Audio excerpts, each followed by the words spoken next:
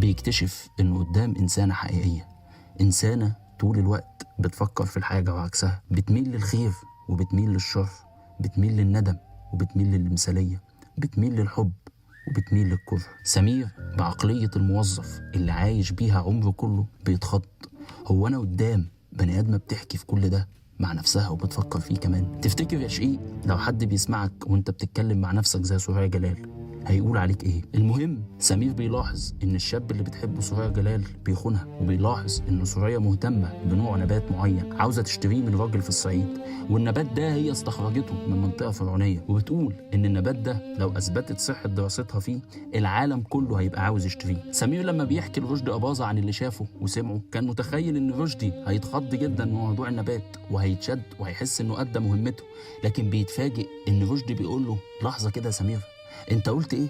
سوريا جلال حبيبها بيخونها؟ انت عارف ان دي اهم حاجه انت قلتها يا سمره؟ قال له دي اهم حاجه؟ رشدي قال له طبعا، اللي بيحبه ما بيطولش يا سمير، بيبقى جواه طاقه غضب عاوز يطلعها ويفجرها، وممكن جدا خياله يصور له انه يخرجها في مجتمع وفي وطن فيغير لنا النظام اللي احنا عاملينه. رشدي بيقول له استمر في مراقبتك لسوريا جلال، واوعى يا سمير تقابل سوريا جلال، انت عارف ان ممنوع المراقب يقابل اللي بيراقبه، دي من آداب المهنة. سمير كل ما بيعرف عن حياة سوريا جلال بيبقى نفسه يشوفها، نفسه يتعرف عليها، لحد ما في لحظة كبت وظيفي لسمير قرر انه يشغل خياله وما يكتفيش باللي هو عارفه ويروح يحضر محاضرة لايف لسوريا جلال. طبعا رشدي بيعرف وبيستاء جدا وبيعاقب سمير وبيرسم له تاتو على ظهره باسم بهية. طب ليه بهية؟